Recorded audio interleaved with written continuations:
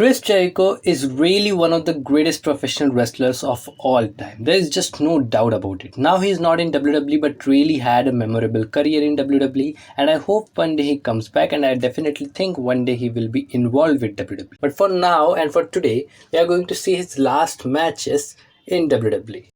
So Chris Jericho's last match in WWE came at the Greatest Royal Rumble 2018. It was the 50-man Battle Royal, one of the most boring Royal Rumble of all time, most boring. This match lasted for 1 hour 14 minutes. Chris Jericho came as a surprise entry, number 50. He really looked out of shape. He eliminated Shelton Benjamin by giving a code breaker and then eliminating him. But at the end, Braun Strowman eliminated Chris Jericho, and Braun Strowman also won the match. And after this, you never saw Jericho in WWE.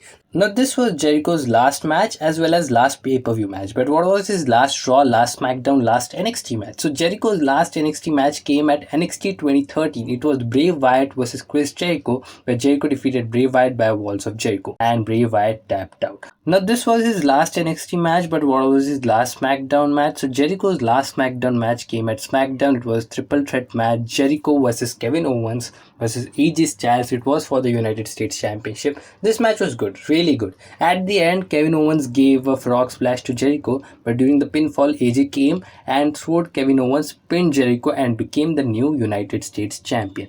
Kevin Owens was very shocked and angry. He was not able to believe, but yeah, AJ Styles won the match.